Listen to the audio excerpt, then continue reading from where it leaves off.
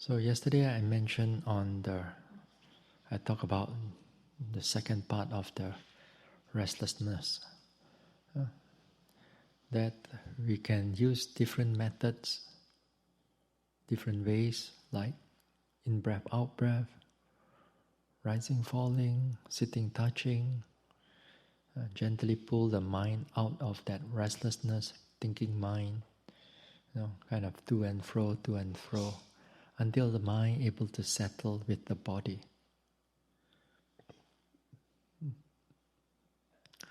Once they're able to settle with the body, then after that slowly we begin to note them more carefully. Note the rising, falling, or all other objects more thoroughly, more detailedly, to bring the mind back again to continue that mindfulness. So too, like there are other things to prevent the mind from going into too much thinking. Like for example, we have to keep the noble silence even when we are in our room, in our kuti. From here one place to another place. Also we have to keep our senses, especially seeing, hearing, to about 6 feet in front of you, anywhere that you go. Even in the hall, dining hall, walking from one place to another place. Then also we have to slow down. Not too fast, not too slow, but as long as the mind can able to follow the movement of the body. Once you can able to settle with it, then mindfulness is in a way continuous, but not so thorough, not so precise. But it's good, better than nothing. Also I mentioned a bit on the samatha part. All forms of samatha meditation, it's very helpful to reduce all forms of hindrances, not just only the restlessness, all forms of hindrances. But we have to do it correctly. All forms of right samatha meditation has to begin with proper mindfulness, good mindfulness. But a lot of times yogi, when they do this samatha meditation, they straight away go into concentration. Try to focus it, try to make it very calm, very peaceful until the mind do not know anything. Then they think that they are in jhana. That is not. There's a lot of craving inside there. So one has to do the samatha meditation properly, because when you build up that samatha meditation rightly, you also build up the right effort, you also build up the right concentration, you also build up the right mindfulness. So when you build it up, then what you do is that when you go into vipassana, you transfer all of them into vipassana. Just change the object from a conceptual object into a reality object. Bring all the momentum that you pick up from that samatha into that. For us, we don't go in that way. We build it especially on the walking, daily activities, which gain a lot of this clarity, mindfulness.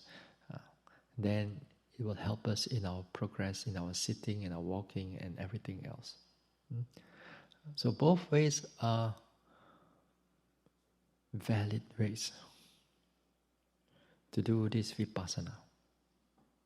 But some people like to argue, some people like to argue, you must do the samatha first. No samatha, all your vipassana is wrong. This argument has been for a long, long time. But it's finally it's up to you to experience those things. Which one is better, which one is this one, which one is good. You know it more deeper, you know it more broader, then you see things differently. Sometimes, a lot of times, People like to argue using the books and using the sutta without understanding its practice.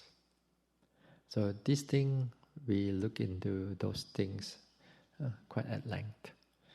So I mentioned a little bit on the sloth and torpor. Because sloth and torpor, drowsiness, dullness of the mind, they are also one of the major hindrances that affecting a yogi. First few days, you cannot control your drowsiness. First few days, for the sitting, you just have to slip through it. What can you do? Only after a few days later, you pick it up, the mind gets clearer, then you may see that at least like 20%, 30% of the sitting become clearer. After a week, maybe like 60%, 70% of a sitting become clearer. Maybe 30% we still need to work on that. Maybe that 30%, perhaps you've gone into thinking, you've gone into drowsiness, you do not know what you are doing. So let us minimize it, minimize that area. So, in this drowsiness or laziness of the mind, as I said yesterday, there are not all the time the sloth and torpor is when you are nodding here, nodding there. It's not all the time that you are drowsy only, then it is sloth and torpor. So there are also the lighter one, the weaker ones, is that is the laziness of the mind. The whole body and mind is alert, but you just don't want to do anything. Just want to sit there and just lazy. So that is a weaker form. The weaker form of any form of hindrances, it's difficult to catch them. Unless one is skillful, understood its character again and again, they come in different shades, different forms, then you can able to catch hold of them. So you can catch hold of them, then it's good because when it's weak, it's easier to overcome, but difficult to catch them at the beginning. The stronger one, they are gross. They're already clear to you. So it's clear to you, you'll be able to pay attention to them. But they are difficult to overcome. You've got to put in more effort in order for us to overcome the sloth and torpor. Now, also, not every form of drowsiness is sloth and torpor. Okay? Sloth and torpor, normally we connected to the dullness and laziness and drowsiness of the mind. One thing. But not everything of that drowsiness is sloth and torpor. You see, for arahants, or those who are fully enlightened, or even the Buddha, they will, before they sleep, there comes to the body is tired. Then it comes to a drowsiness, and then they sleep. This is a natural thing. Okay? So they still undergo. The body feels tired, and they feel definitely sleepy, and they need to rest. Okay? Even you give arahants, let's say if you can find one, then you take them give them that, during operation, you let them sleep. What do you call that? Anesthesia, something like the gas, you put there, and he will still sleep too. So it doesn't mean that every form of drowsiness is this one.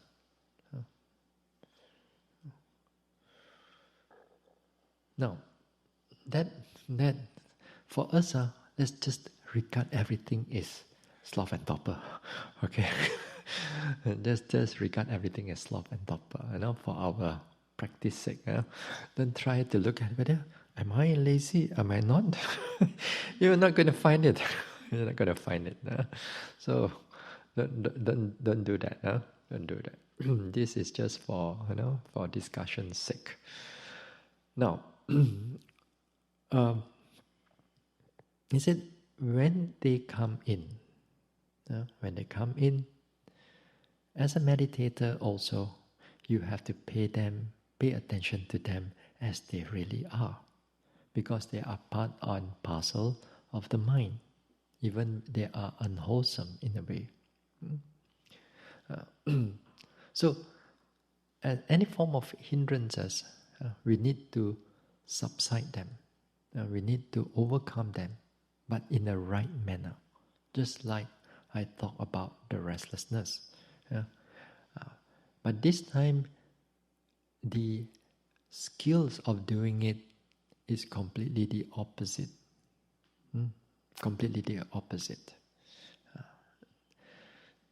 Now, yesterday I mentioned before we end the talk, that perhaps today you can look for your drowsiness, sleepiness, and try to pay attention to them, see what type of sleepiness you have.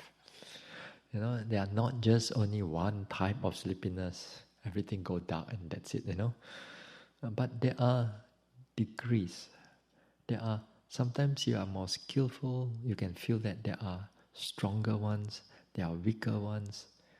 Sometimes there are brighter ones, sometimes are not so bright. Sometimes they are very light, and then your mind is clear. As it comes in, it becomes very heavy, very like something heavy, and then it's sink down into somewhere into the abyss. So there are different types of drowsiness that comes in. And if you can catch them, it's good. Just catch them, then it's very good. Now this drowsiness, most of the time when I go to teach retreat, not many people have. I mean, you still have, but compared to your thinking mind or your restlessness, that one more problematic. This one still have for some people. For some people, not that many. And also a certain culture also. A certain culture, generally, they are more lazy. But usually the men more lazy than the women. Yeah. Some places when I went for a retreat, you can see that the women is like trying very hard, The men, you see some meditating, some will be like, even you have like your cushion at the back there, they lay down the cushion and then they might as well they sleep there. As long as the monk or whoever, the teacher, don't come in and catch them. Then they just slide down there. Every now and then we catch them, I mean, you meditate with them, of course you see them, but we cannot do anything. We are not the teacher, we are just yogi. So we just can't continue, but we see it with our own eyes. They like to sometimes they gather around, and then after that they have like small little chit chat around, looking around at this one. As long as the teacher is not around, so there are places like that. Anyway, again here, sometimes these things are culture, or sometimes they are quite personal latency, personal inclination. So, this one we put it aside for a while. What is important here is that we learn how to overcome them correctly and rightly. And it can become very interesting, even the drowsiness. As much as you despise it, drowsy, not clear and all that thing. As I said, every form of hindrances, you can transform them into a meditation object. And you know how to transform them. Next time, in the future, whether anything that's thrown to you, you know how to skillfully avoid them or note them or whatever. Then it builds up the confidence in the practice, the confidence, the faith, the saddha. Now, just like restlessness also, that day we talk about, if you want to catch hold of the restless mind, at least you must have that little mindfulness. So too, when you come into the drowsiness or dullness of the mind, at least you must able to catch hold of it. That means you catch hold of it, there must be some small spark of mindfulness still alive. Yeah. First few days, spark also you don't have. Not even a spark, not even a little ember too. Nothing there, so cold in the whole mind, the drowsiness. But here, after a week later, now if you keep walking, sitting, as the momentum picks up, then there is a fighting chance. So, here, sometimes yogi can notice. They note, like let's say they note their rising, falling, sitting, touching, or in-breath, out-breath, they note. Then suddenly, at the back of the mind, start getting darker or getting heavier. Like the whole noting starts to, the continuity of that noting starts to being disturbed for a while, become darker. And then because of your clarity, due to that skillfulness in observing, then from whatever object you turn it into that heaviness, that dullness. That means you are aware, you are alert that this is coming in. Now for advanced yogi, that means you're more progressive in this practice. When this type of drowsiness comes in, all they need to do is look at it, and that's it, gone. And you just continue, as if like this little child starts to want to make problem and look at it. Sit down. Okay, that's it. That's it. Here, it's not going to listen to you. No, when it comes, it's going to give you a havoc inside there, whether it's thinking or whether it's drowsiness. So the thing is that our mindfulness in the beginning is not that powerful. So when it's not powerful, we need to have different ways to overcome it. Different ways to overcome it. Next time we are more progressive.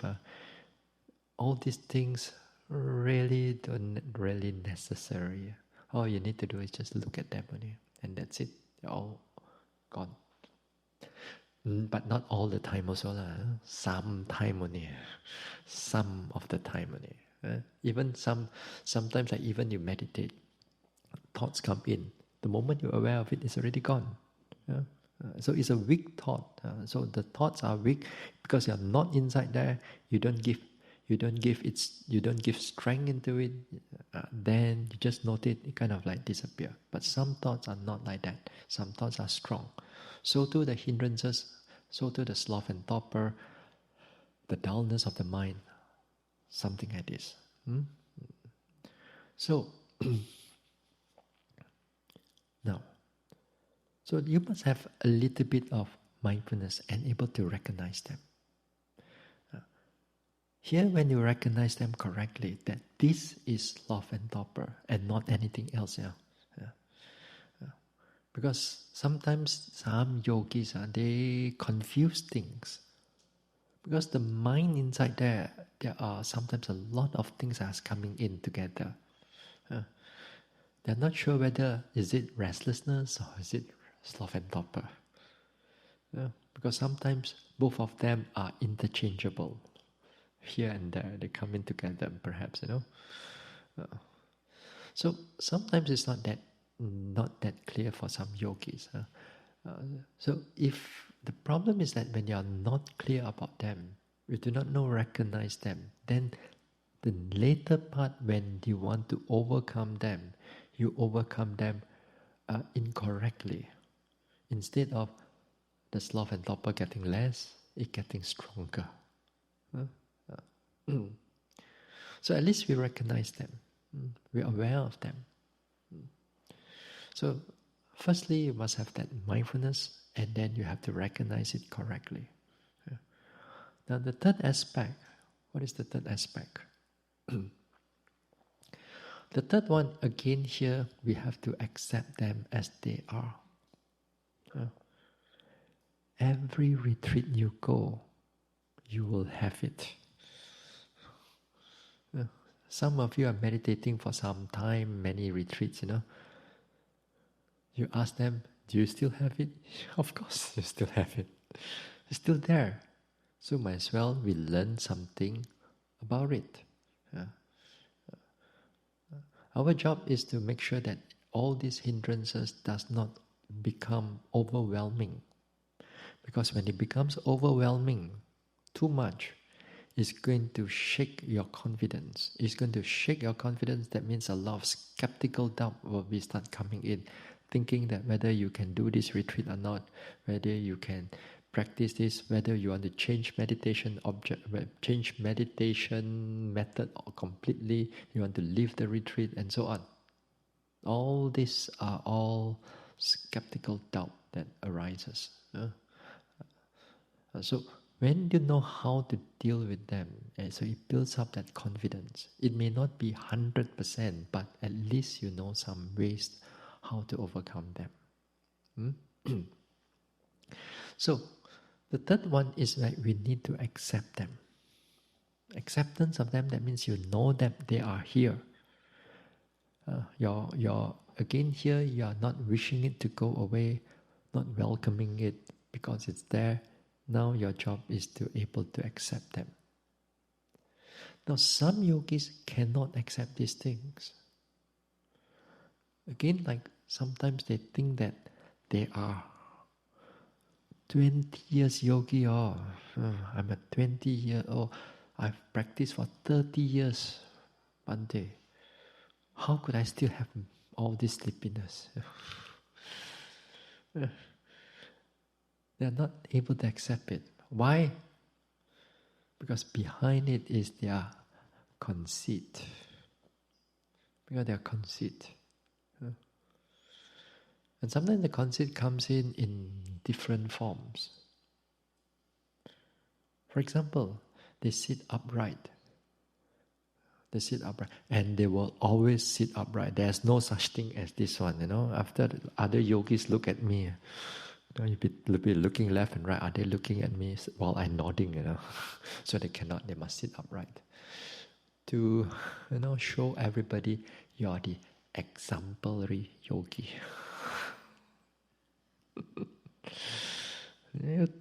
You laugh.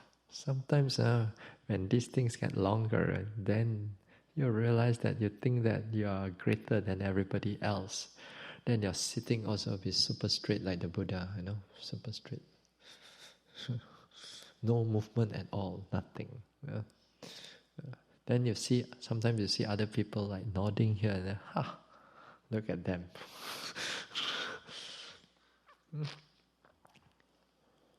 Conceit. Sometimes frustration also comes in. Frustration in the sense that the sloth and torpor is going to test you. Now, you're going to note them and then you overcome them. Or you feel good, you can overcome it, You feel triumph. Then after they hit you another one, then you come again, then you try again. Then you overcome them. Then you think, okay, I think this is the last one. Then another one you come in, and another one. Then you get frustrated. You get so frustrated. Just like thoughts also the same thing. You get frustrated.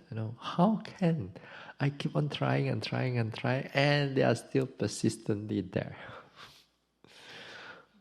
You will test your patience. So you get frustrated. You cannot able to accept them. So a lot of our hindrances, they behave similarly. Not all the time. not all the time you can overcome them in one go. It takes several times before it actually go away. So in the meantime, the frustration builds up. The mind cannot able to accept it. It gets very annoyed with the whole thing. So the annoyance comes in, the irritation comes in, and then we don't look at the thing. We don't aware of the irritation that comes in, the annoyance that comes in, the dislike that comes in. So the dislike here, the irritation here, it will fuel the sloth and torpor even more greater. Then it gets so, then the whole sitting all finish for that hour. Gone. So we have to learn to, again here, to accept them as much as you can. Now, acceptance also. Some yogis, acceptance means this, which is wrong. They thought that acceptance, then they come, then they don't do anything. If Bhante says acceptance, accept means sleep, that means you come, you just sleep. Accept ma. No, you don't do anything with it. That also is not right. That is not right too, you just don't bother, don't care. Let it come, you don't. Or sometimes yogi thought that the thinking that comes in, acceptance, let it think until surely the mind will have no energy, then everything will No, defilements will have a lot of energy, you cannot tire. You are full of stamina, you build it up from your past life. After you're going to build up, you got full of stamina. You think you just let it go and then it will stop on its own. No. It will go on and on and on. So acceptance doesn't mean that we don't care, don't bother, and just let it be. We have to do something about it. So acceptance also, like you aware that the sloth and torpor arises, the dullness of the mind arises, the nodding of the head arises, and here you begin to observe them, to see them, accept them. Not taking it as I, me, or mine, It's take them like as if like you're standing outside, that you know that this sloth and torpor is coming in. So this is acceptance. This is, you acknowledge that it's already there. So again here, as I said, some yogis, when they do certain meditation, they are only come to this area, acceptance of it. But when it comes to the next step, which is to scrutinize the sloth and torpor, scrutinize the dullness, it's not there. The skill is not there. Now, when it comes to the next part, which is the truly noting the sloth and torpor, or the dullness, or the heaviness of the mind. So again, there are several ways that we can do. The principle is the same, like what I've talked about it 2 days ago or even yesterday. The way of vipassana is always directly face to face with it. Directly face to face with it. To see its characteristic, to see its true nature of that sloth and torpor. Now, to note them, you have to be, in a way, courageous enough to face them head on, to see them as they are. When you face them, the mind can be dark. The darkness, heaviness, the mind is not active, dull. Sometimes, if you note them carefully, sometimes you may see that the dullness gets more, it gets less, or the heaviness gets stronger and stronger and stronger and stronger until you reach to a peak. Then sometimes it begins to slowly diminish, and after it diminish, and it subsides, and the whole mind becomes absolutely clear. So, in other words, you see the change you see the change of the intensity of that sloth and torpor. And it's interesting. You see the change of it, and you see the change inside there. And when you see the change, at least you know that that part, that period, I have the mindfulness. I was watching the whole thing through. So it's good. You pay attention to it in this way. Now, in order to help you to pay attention to it closely, to see its characteristic, then you put in the labeling. This time, the labeling is very important because every form of labeling, it encourages the effort to arise. And that effort is important in order to reactivate the mind. So what you do is this. You note the sleepiness. You note them sleepy, sleepy, sleepy, sleepy, sleepy, sleepy, sleepy, drowsy, drowsy, drowsy, drowsy, slightly faster than usual. Yeah. You cannot do it like when you are doing restless mind. Restless mind is thinking, planning.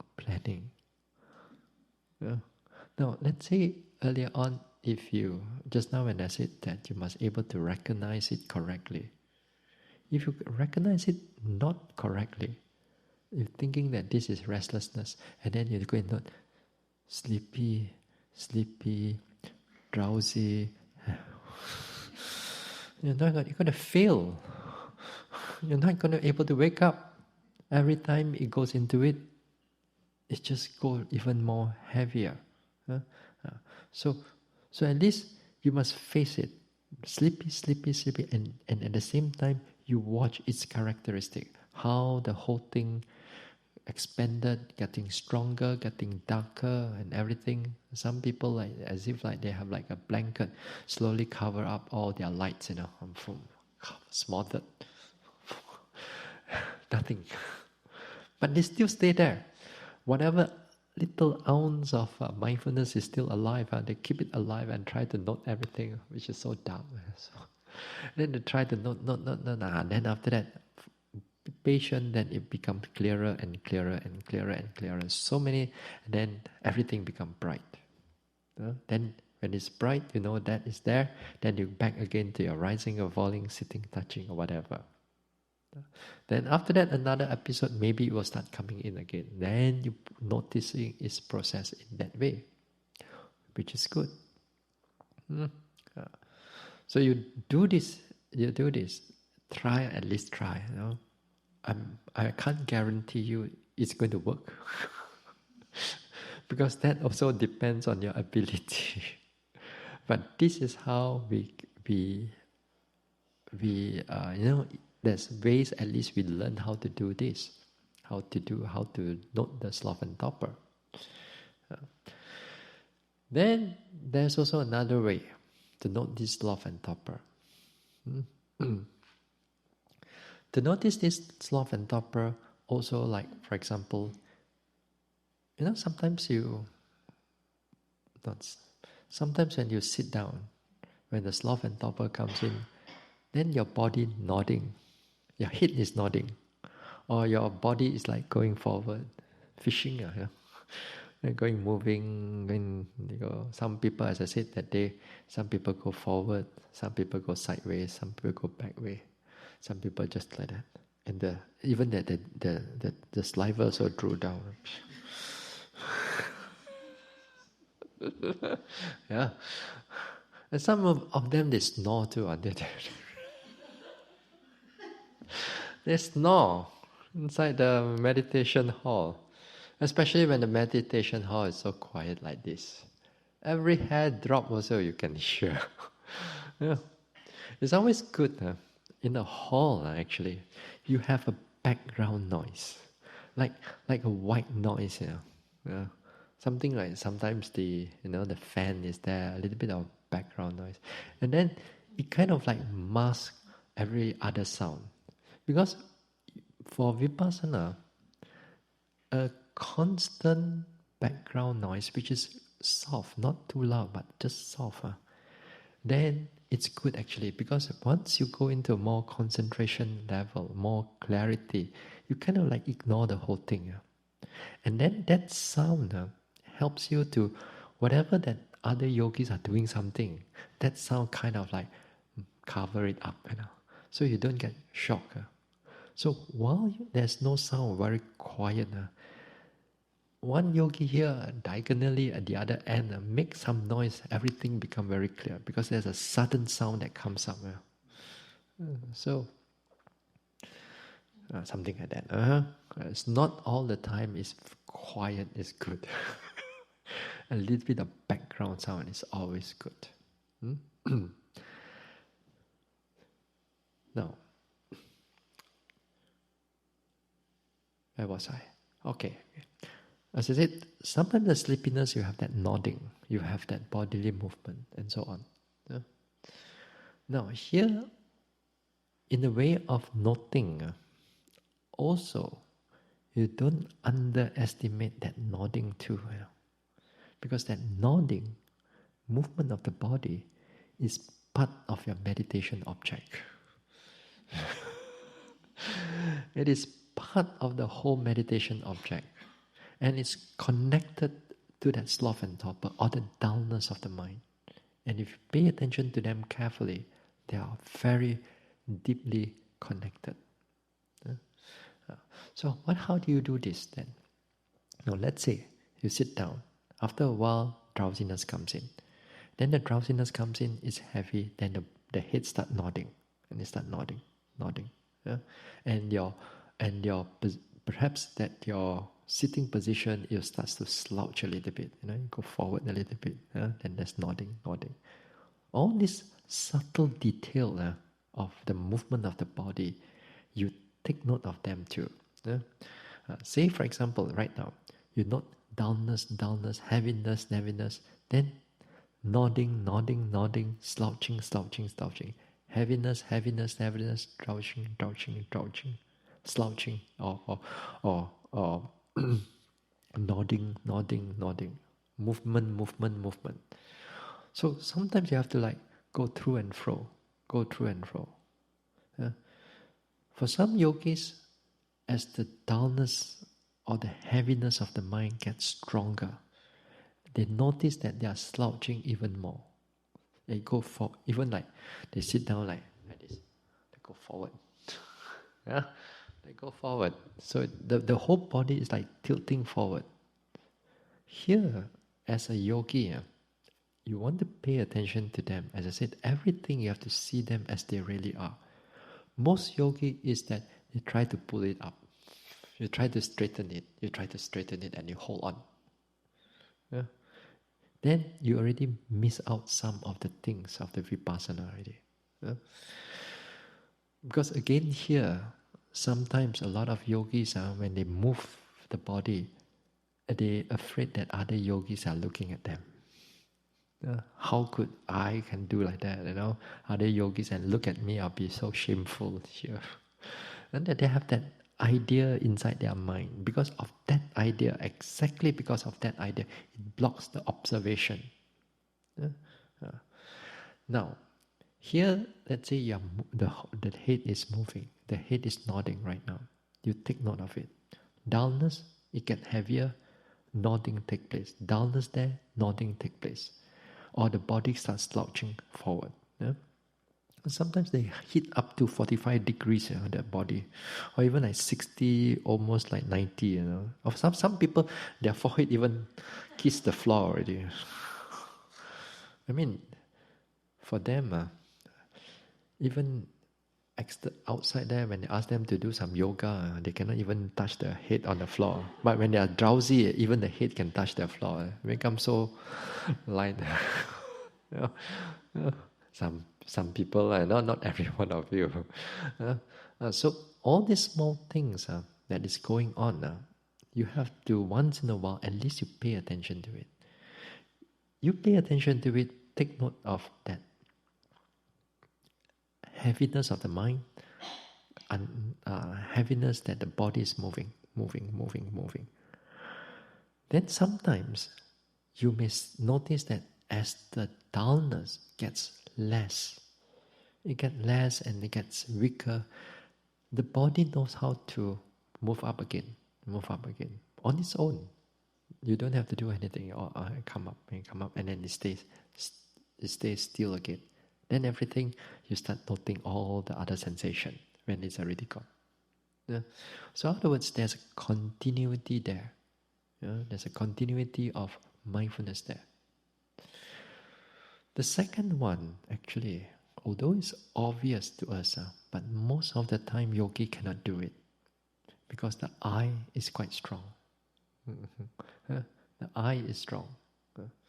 The first one that as I said, you just note your dullness, heaviness without, you don't have to regard the body. You notice that how heaviness, dullness, darkness, it comes, it goes, it becomes clear again, it comes again, and so on.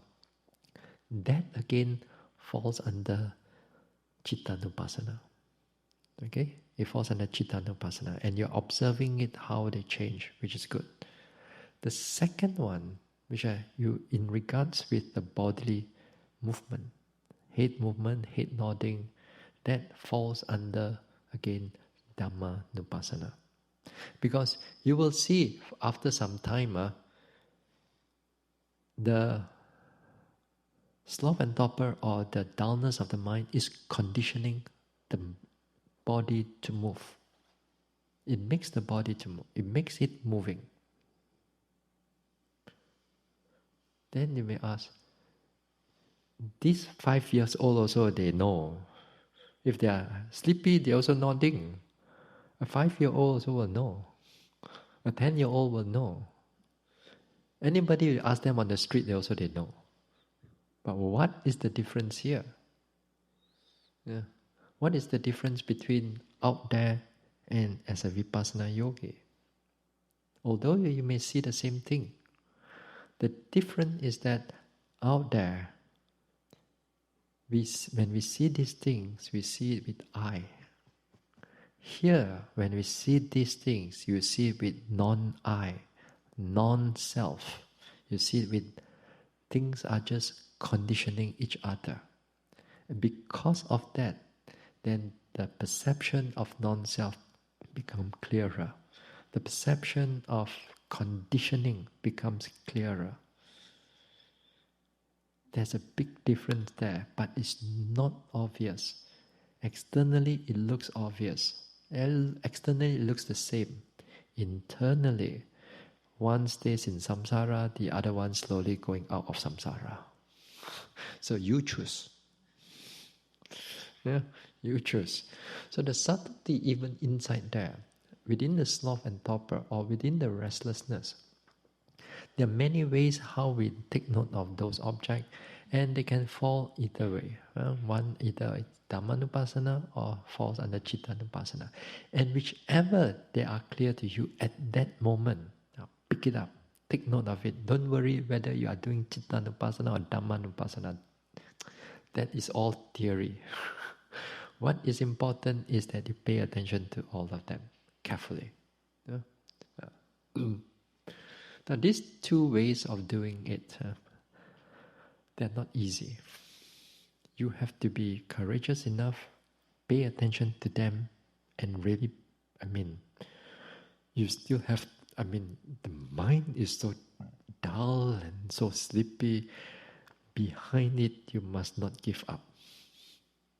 Still not. Still not them. Throughout the day, there'll be some sittings will be more drowsy. Some sittings you'll be more alert. After a week or so, let's say after 10 days, or even sometimes you go for a longer retreat, what will be good is that you'll begin to understand your biorhythm of the body. Biorhythm means that at certain part of the time, you are more alert, you are more clear. And certain times, you are not that clear. Normally, generally, the afternoon session, for a more advanced yogi, afternoon session is much better for them, because there's a continuity from, let's say, 1 o'clock, and let's say there's no Dharma talk, you hit until 10 o'clock at night. Marathon. Yeah? Which is good for some people, if you have the bodily strength also. Yeah? If you are too old, you're going to be punctured by 7. Yeah? Yeah? A lot of us, it's not easy. The demand of development is not easy. But sometimes for as you grow older, sometimes the early morning is very alert, very clear. Very clear until the mornings are so clear. And afternoon, your battery is already here. Oh, this one. So sometimes they need to take a nap just to recharge the mind again, the body again, in order to able to sustain throughout the whole day. Yeah.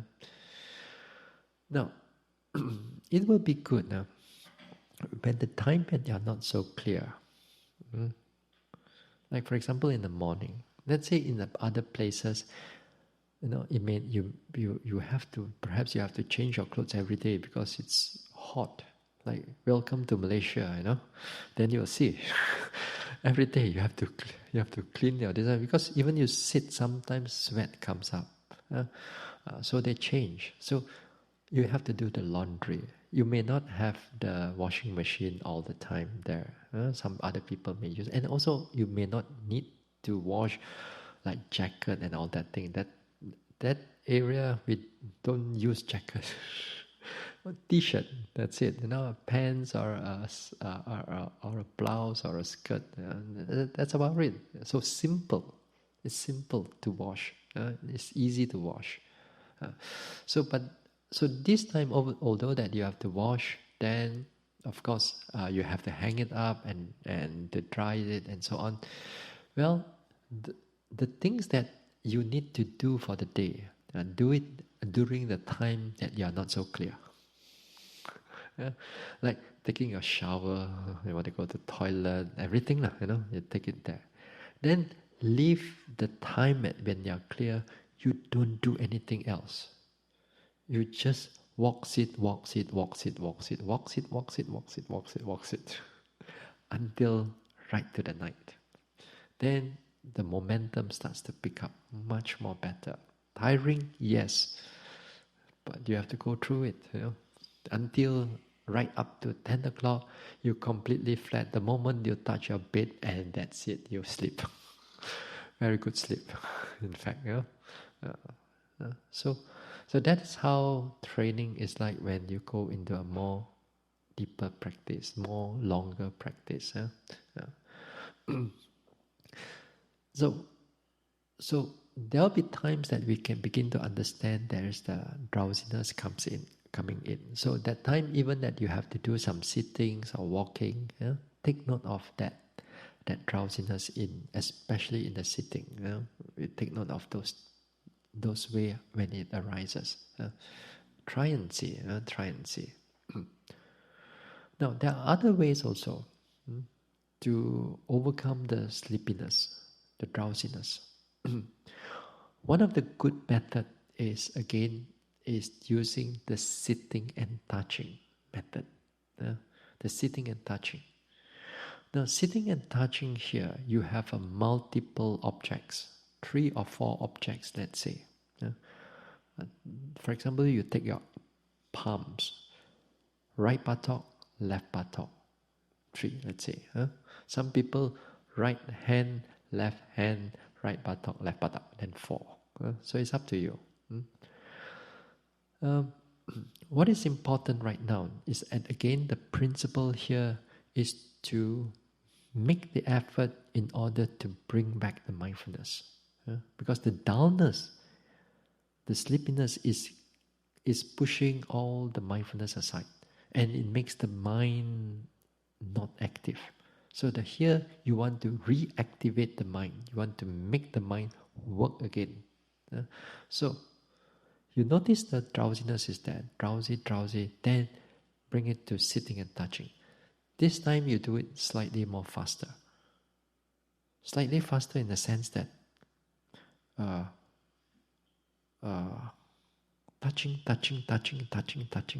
touching. And then at the same time, you feel something in the touching. It could be warm or cold, hard or soft. All you need to do is just take note of one object will do. Just feel something, you can catch it, move to the next object. Then move to the right object, right buttock, touching, sitting. At the same time, you notice it. The pressure, hardness, as long as you can catch it, one thing, move to the next object. Do the same thing, back to the hands again, do. Then after that, you can do anti-clockwise. You can do clockwise manner. Some people, they also change like other places. Maybe like the two knees and the side of the knees that's touching the cushion could be clear to them. Then you can take the right knee, you can take the left knee, and the touching also. Some people can do the whole body sitting. Sitting as the posture of sitting. They're aware of the whole posture. And be aware of it, then come back to the touching of the palms. Just do something with alertness. Do something with alertness. Then it helps to bring the mind up again. You may not, as I said, you may not able to notice the dullness of the mind directly, but we move to another object in order to re-arouse the effort and the mindfulness so that the mind becomes alert. So slightly faster than that usually what we do. The noting faster, capture on things a little bit faster, just to make the mind work. Now, this is one way.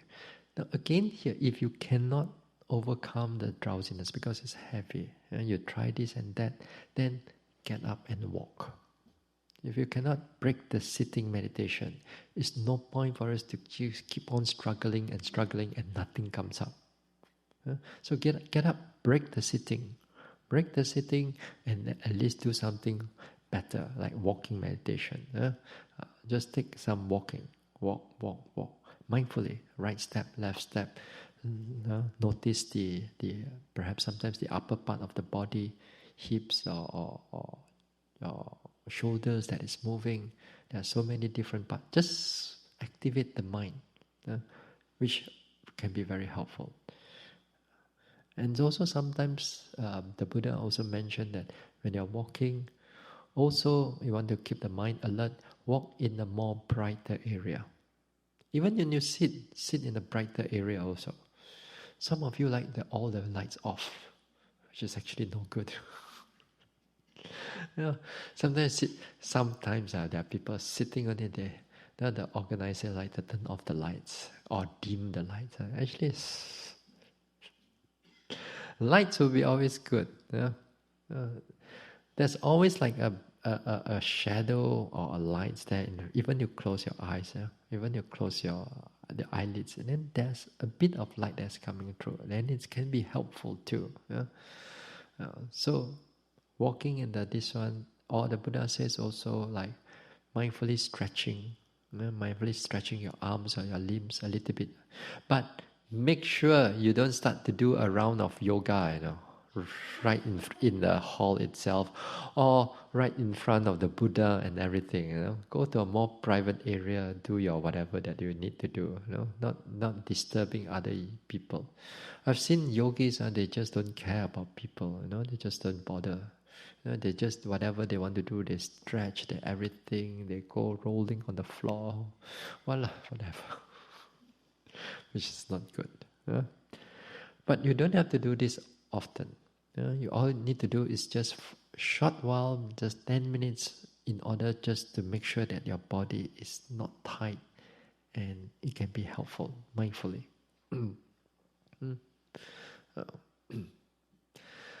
What else can we do? There is a special type of meditation. We call it, here is the samatha meditation. This is called the perception of light. The perception of light. Perception of light here, it's this. Take for example, when you meditate, sometimes there may be flashes of lights coming in, or colors coming in, or very brightness coming in into the mind. That time, you are not sleepy at all. You can never be sleepy. Yeah. But the problem with this light, some yogis all become attached to it, get attached to all this type of light. Then they get caught into it, then it become a problem. If you don't crave for it, if it just let's say it come on its own, and then you're just aware of it, then this light is not a problem. The problem is always the craving, the desire that you want it. Lights are part of the nature of the mind. They're part of the nature of the development of the mind. In fact, that when your mind is active, the mind is bright, and sometimes it's brighter, and then actually you can see the whole brightness in the mind. But there are ways we can recall them. We can, at your will, you recall them back, in order just for you to overcome the drowsiness. But you have to do it with mindfulness, this one. Take for example, you sit down, your mind is drowsy. Then you recall, I was at the beach at one time. All clear. The sun is so strong. Then imagine that your mind is looking at the sun. Mental eye is looking at the sun. So it's so bright right now. So as long as it becomes bright, your whole mind becomes bright. Though sleepiness gone. The moment it's gone, then you drop the imagination, drop it off, back again to the rising and falling. That's one way. But this way is not a sanctioned way. Usually by teachers, but it's mentioned in the sutta actually. All it need to take you is just like 1 minute only. 1 minute or 2 minutes, just about there, for you able to recall back something that is so bright, like a torchlight or a flashlight that is in front of you, or you're walking outside in the afternoon just now, and then everything is so bright, no clouds. Then you recall it just for a while. You can be able to counter, just to drop to drop that dullness away, so it can be helpful. So that is one way. So what else can we do with this love and torpor? What you think you can do? Finally.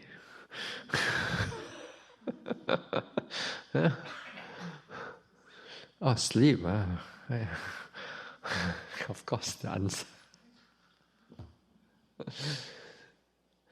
No, you see, sleep also has to be done properly also. I know you need to take a nap. Sometimes the body can be very tired. And no matter what you do, some yogis resort to coffee. No, don't resort to coffee. Don't do that also. Now, napping. Say for example in the afternoon, there are times that you get very drowsy. You cannot do anything.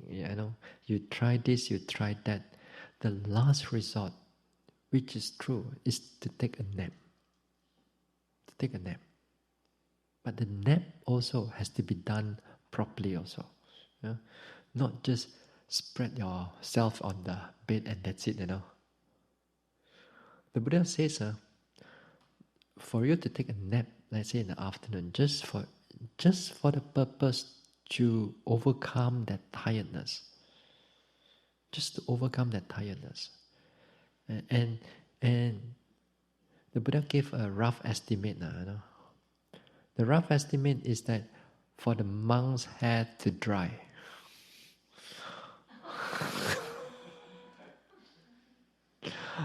for the monk's hair to dry, about that time, that period. Yeah. Well, of course, here, nothing much, so it dry very fast. But at times, the monks, they can keep a bit longer than usual. And then it's still allowable, actually, a bit longer. Even like the Vinaya says, you can keep on, the measurement is the 2 finger, what do you call this? 2 finger joints, 2 joints here. Yeah, 2 finger length that long. So it can be quite long, actually, and it's still allowable in the Vinaya. But nowadays we don't do that much because we have all the shaver and things like that. So now that roughly comes about half an hour, 20 minutes to half an hour for the to take a nap. Your job is to make sure that, like, when you want to take a nap, lay down, do it mindfully. Yeah? Here, to take a nap is that when you lie down too, make sure that your mind don't go into a restless mind, don't go into thinking of all kinds of things. Just lie down there. Body is tired. At this time, just gently, a gentle mindfulness, like sweeping from the head to the toes. Just gentle, sweeping up, sweeping down, sweeping up and down. Very gentle. As the mind wants to go run out, don't go and note it. Just gently pull it back here. Just be present in it. It's more like a relaxing form of mindfulness. Not really vipassana, but a relaxing form of mindfulness. The most important thing is to don't let the mind run. Just stay there. And let it lie down sideways or on your back or whichever position that you like. Now, when you lie down there, keep the body at rest. If you don't sleep also, if the mind actually doesn't go into nap, but just softly relax there, a lot of times the body can relax. The body can relax. You can able to overcome some degree of tiredness. As long as your mind don't run, the mind runs, then it creates a lot of restlessness. It translates into the body. The body sometimes you feel like as if it's always not enough. You want it more and more and more. So about half an hour like that, about that is about enough. You don't come and tell me, Bhante, I'm 80 years old, and maybe I need to have more. No senior discount. Senior discount, perhaps you can go to a restaurant or whatever. Here, no senior discount.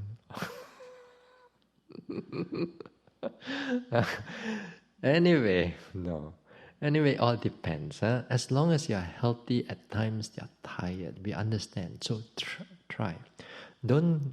It's good that even while you are sitting, let's say 3 p.m. in the afternoon, you are drowsy, sleepy, heavy. Try as best as you can. Don't go back to the kuti. What you can do, there's a platform at the back there, or the chair there, or the wall there. Just sit there and just put your head there. Just sit there and take a nap there, just for a short while. As long as you don't give in to the desire to go back and lie down. Just take the wall, take the back there. As long as you don't disturb anybody, just close the eyes for a while. Just rest there. Then after that, you come up. Perhaps you go to the toilet, wash the face for a while, drink a bit of water, freshen up yourself. Continue. There's no such thing as go back to the kuti. There are other places.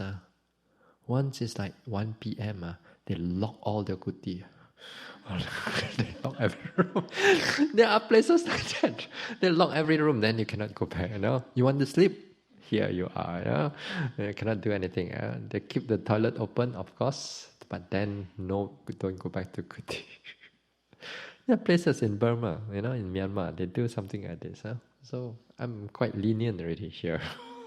And I cannot able to check you all the time. It's up to you. Yeah? So it would be good. Even the nap also, you just be aware. Take that as just for the purpose of resting the body. Then get up and continue again. Yeah? So that we don't give in to all the laziness of the mind. Okay? So we stop here for tonight. All right.